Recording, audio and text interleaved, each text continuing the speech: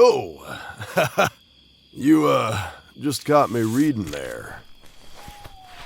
What is it? Oh, it's just a collection of short stories called Greckle on a Wire. But you're not here to talk about books, are you? Nah. You're here because you were expecting the next episode of the podcast. You want to know what happens next in the story. It's only natural. The anticipation of what's just beyond that crest on the horizon. It calls to you. So you strain your eyes and crane your neck up and perch on your piggies to try to see that which is about to be revealed. What happens next? I'd be the same way if I wasn't the one telling you the story. But I thought on this All Hallows Eve, we could take a brief detour from the Pistol Brothers. So join me, won't you, for Saratoga Nights.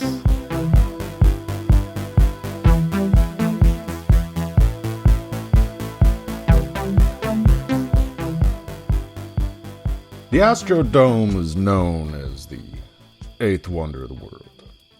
But up in Frisco, they got a mall as big as the Astrodome, and even though nobody gave it a different moniker, I bet folks were secretly hoping for one. But before they could break ground on this wondrous, sprawling ode to the consumer, Frisco was known for a different kind of wonder. Now, no one knows how the giant armadillos got there, or more importantly, how to make them leave.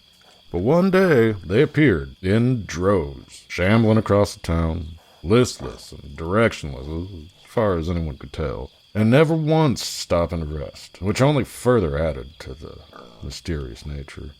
When they first appeared, many people wanted to exterminate them like pests. Others wanted to capture them for study, and even more wanted to protect them and let them roam free. These environmentalists, they won the day, and in the end, fences were built to keep the kids safe, roads were closed to protect their natural migratory patterns, and a tenuous balance was struck between the residents and the creatures.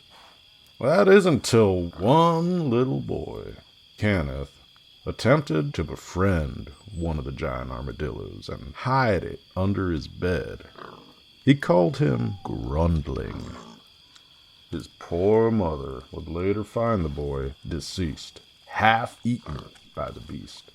There had never been any indication that the giant armadillos were carnivorous, and though there wasn't any evidence that the animal had directly caused his death, the circumstances were enough for the county to remove all protections of the new species.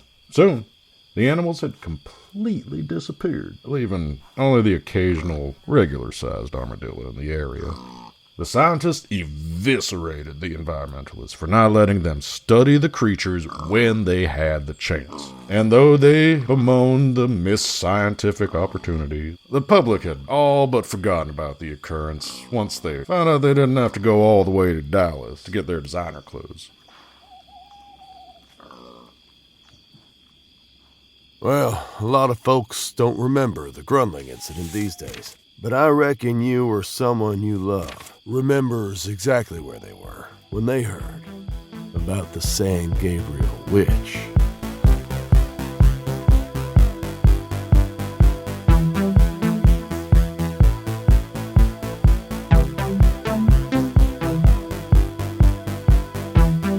If you go a little ways up the San Gabriel River, you'll see some dinosaur tracks embedded in the limestone. Evidence that long before folks walked out of that primordial soup, Texas was already booming with life. Of course, a giant meteor also made sure that Texas would have an equal familiarity with death before we humans went and discovered it on our own. If you go a little further still up the river, just past the point where it bends northward, you'll find a place where the fish don't swim and where the oak doesn't grow. It's a strange phenomenon, to be sure, given the lush flora and fauna that can be found at all other parts of the river, but not so strange once you know that it's in this particular spot a witch has made her home.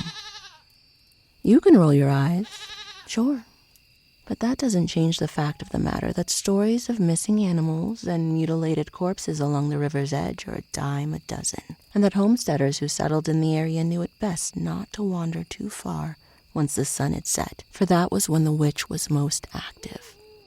But daylight offered no assurances of safety either, as a group of college kids found out the hard way in the summer of '74. After a few miles hike along the San Gabriel that involved a fair amount of drinking, the students reached the bend and, already 3 sheets to the wind, decided to knock a few more back while enjoying the scenery. After some time, each and every one of those kids had relieved themselves in the river, emptying their bladders unintentionally into the place that the witch called home. As the group began to hike back to their waiting car, each one of them was struck with a pain in the lower back, a pain so debilitating that they could hike no further.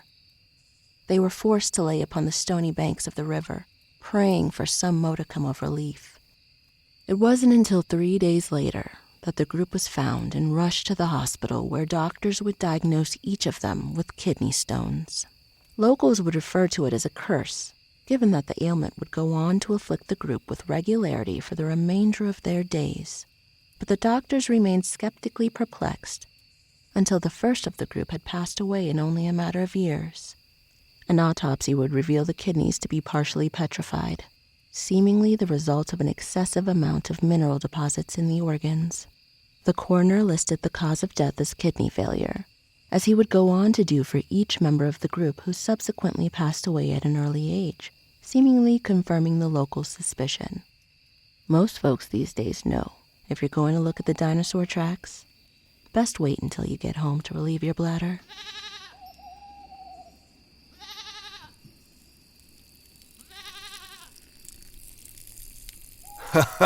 Sorry, I was just emptying the old gunny sack on yon tree, and this here rattler took a swing at my nethers. Luckily, I had my wits about me, but not everyone is so lucky, especially after midnight. So, let me get to skinning this little bastard while you listen to the next story.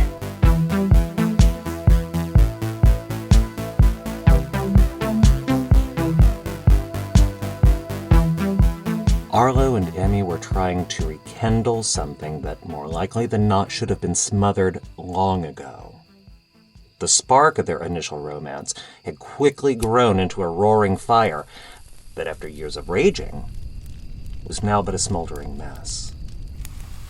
In an attempt to replicate their first date, which they both agree was magical, the couple planned a night on the town, but nothing was the same as it once was. The bar was closed for a tax lien. The restaurant was destroyed by an arsonist, and the park where they shared a first kiss was now a condo development. For Arlo and Emmy, the last ember between them, the one they desperately tried to feed with oxygen by the planning of this outing, had finally been extinguished, though neither of them had the courage to acknowledge it to the other. As they returned to the metered spot where they had left their car at the beginning of the evening, the vehicle was nowhere to be seen. In fact, the entire street was empty, save for the sweeping truck, slowly moving down the row, cleaning the filth from the asphalt with its large automated brushes spinning in tandem. Underneath the flickering lights of the lampposts and sundry signage prohibiting parking after midnight, Emmy said a prayer to have her old husband back. The one who was gentle and loving and caring, not this angry, tempered soul that Arlo had transformed into over the course of their relationship. Arlo said a similar prayer, asking that he would not have to waste another day looking at his wife so that he could die alone. And God, or Yahweh, or whatever higher power, must have been looking down on them that night, because right at that moment, the street sweeper picked up a discarded lug nut and flung it at Arlo's head with such force that he was struck blind upon impact, and remained so for the rest of his days. Emmy would care for Arlo and even grow to love him again, as the accident had forcefully transformed him into a gentle and loving and caring husband once more. Arlo would draw closer to Emmy as well, coming to rely upon her for his most basic of needs. For the next 30 years, the couple had mostly happy days and a fulfilling love based on mutual respect and admiration. Emmy went peacefully in her sleep. And Arlo, unable to navigate the house on his own given his infirmed state and advanced years, suffered greatly from dehydration and starvation before eventually dying, alone. Their prayers had been answered. The Lord works in mysterious ways, I suppose. But that's city folk for you. Living in a concrete jungle, doing the rat race. Just yada yada yada. Out here under the stars, though, all alone, you get to seeing some peculiar things as well. Well, this side's getting a little extra crispy. Let me get this guy situated while you hear this next tale.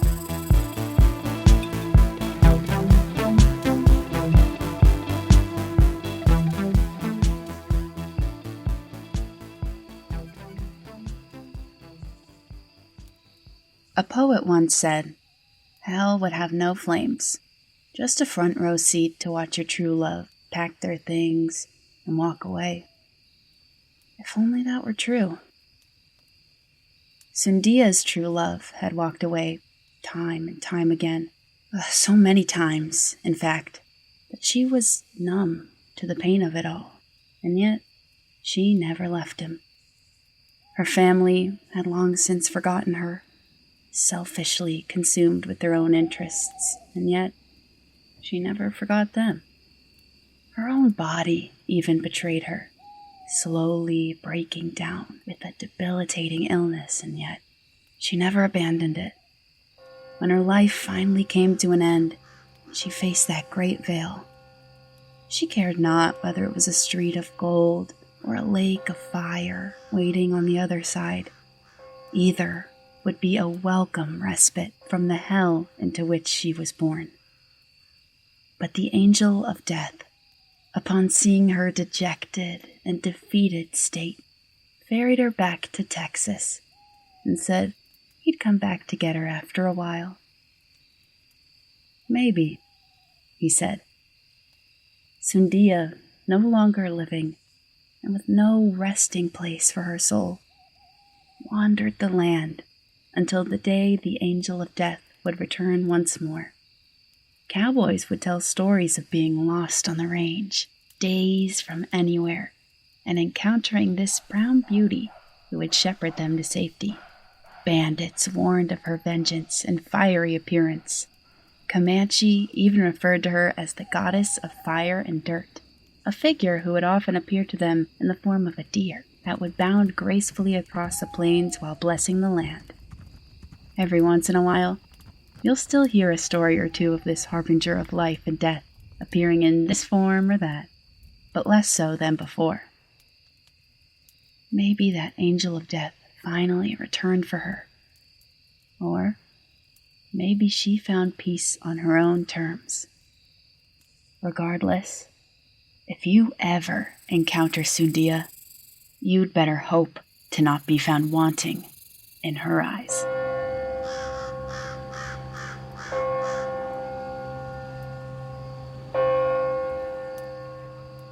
Oh, that sure was some good supper. You sure you don't want any? Well, friend, before this campfire goes out, we have just one more story for you. Life can be a cruel mistress. You might think you're a snake, but then you just end up snookered. Make the most of your days on this earth, because you never know when it'll be your last. Join us next week for another entry in the ongoing saga of the Pistol Brothers, only on Saratoga Lights.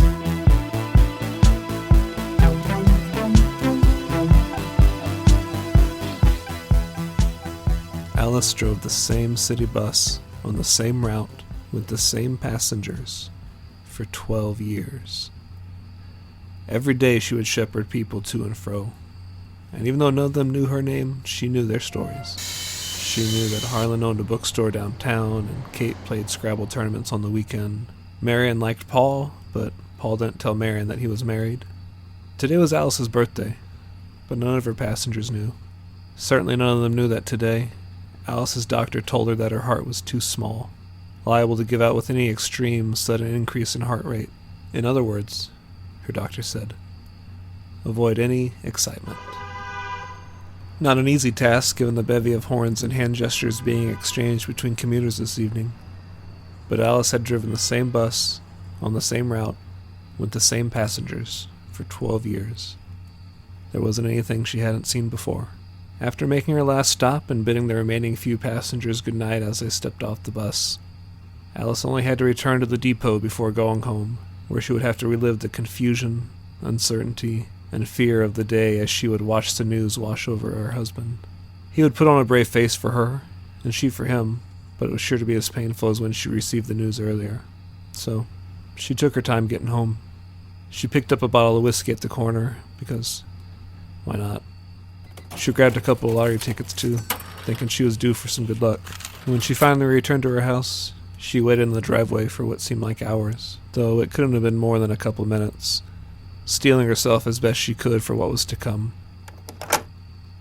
She entered the darkened home quietly, and seeing that her husband appeared to have gone to bed, breathed a sigh of relief at the respite granted to her. It was when she entered the kitchen that the light came on suddenly and her husband jumped from the table, yelling a jovial, "Happy birthday!" The startle and fright was enough to cause her heart to give out. She died on the kitchen floor that very evening. Some folks getting on the bus the next day would ask where the other lady was, but the new driver didn't know anything about her. To him, it was just another bus, on another route, on another day.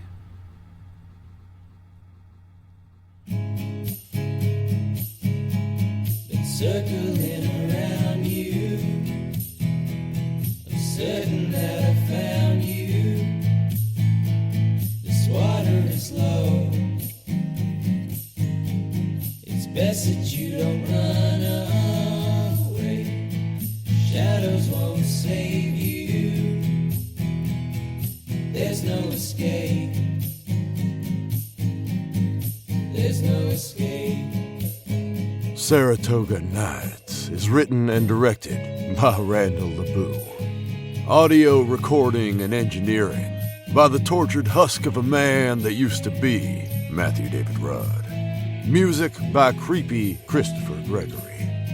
This episode featured the voice talents of Petrified Pepper Weeks, Invasion of the Danny Blanchard, Brian Severed Hedrick, and Night of the Living Laura Fagley. Special thanks to Scare Morales and Daniel Markham Asylum. Check out our show notes for a link to download their album, Harmony in Hell. Until next time. Waiting just to see you out in the moonlight. I wanted to know, I wanted to know, I wanted to know, I wanted to know, I wanted to know, I wanted to know.